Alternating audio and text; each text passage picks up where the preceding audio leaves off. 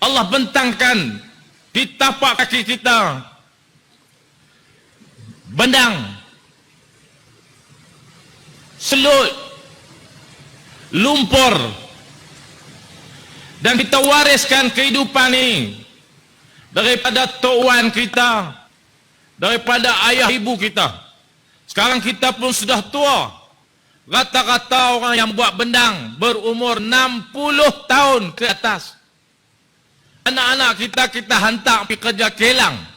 Sebahagiannya bekerja dalam sektor kerajaan, sebahagiannya meniaga.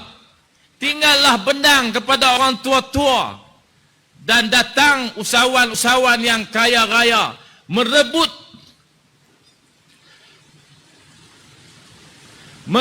tanah benang kita dengan pelbagai cara dan kaedah.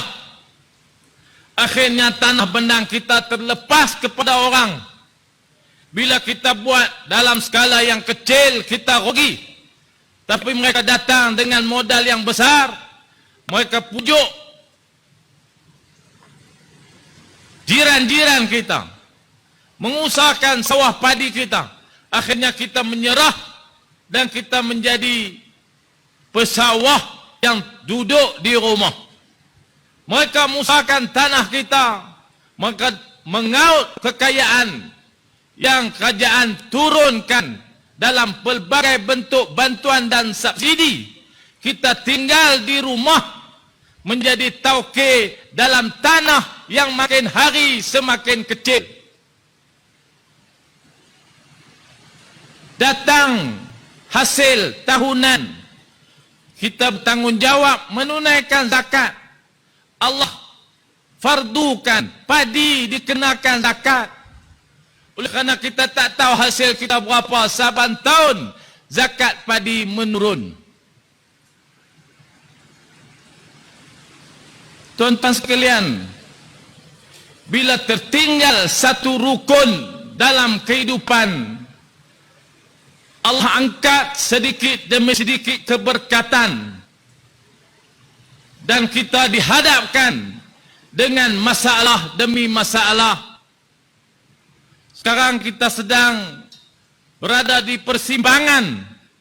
Sama ada tanah kita yang makin kecil ini mampu menyara kita sekeluarga, atau kita terpaksa beralih untuk mengerjakan sektor lain demi kehidupan kita dan anak isteri kita.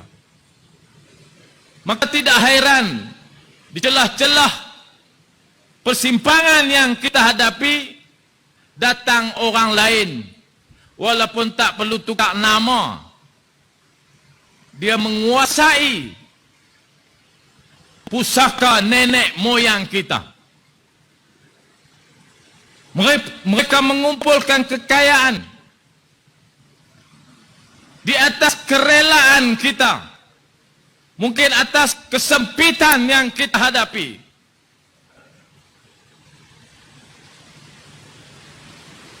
Amanah yang diwariskan oleh pemimpin-pemimpin.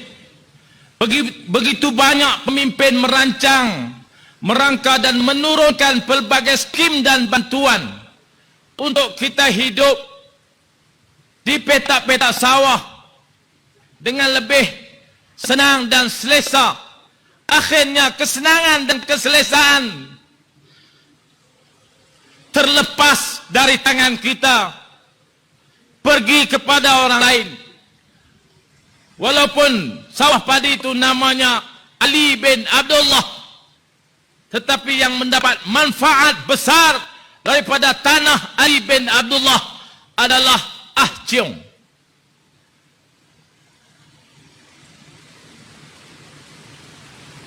Orang lain, orang yang tidak ada pusaka pun di tanah ini, yang tidak dibekalkan apa-apa pun, yang tidak diperturunkan apa-apa pun oleh nenek moyang dia, tapi dia dapat semua apa yang kita ada. Saya tidak bercakap tentang perkauman, saya bercakap tentang bangsa saya, anak negeri saya, sahabat-sahabat saya, adik-beradik saya. yang akhirnya pergi bekerja di kelang-kelang, menjadi kuli orang daripada berbenting tulang di tanah miliknya sendiri. Saya rasa inilah cabaran besar yang dihadapi oleh agensi kerajaan, agensi apa sekalipun. Kalau sikap kita tidak berubah, datanglah agensi apa sekalipun atas kehebatan pentadbiran siapapun. Agensi tidak akan mampu mengubah kita jika kita tidak sendiri mengubah haluan dan matlamat kita. Ada 54,000 ahli peladang, ahli PPK di seluruh kawasan Madah. Ada 100,000 hektar kawasan tanaman padi.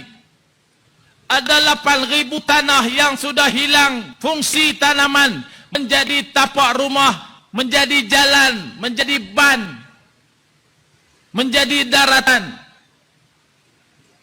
Ada berbilion-bilion peruntukan yang datang untuk membangunkan daerah kita ini. Tetapi atas kealpaan kita,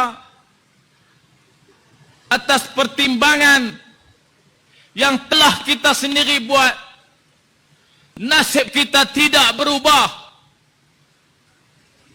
Besar pencapaian Madah yang dibentangkan kepada saya tadi, besar peruntukan yang diperturunkan oleh kerajaan kepada kita, tetapi lebih besar daripada pencapaian itu dapat kita usahakan bersama jika pendirian, sikap, semangat kita tidak berubah yang diwariskan daripada ayah, datuk, nenek kita dulu. Hak tu tak ada dalam teks, tuan-tuan.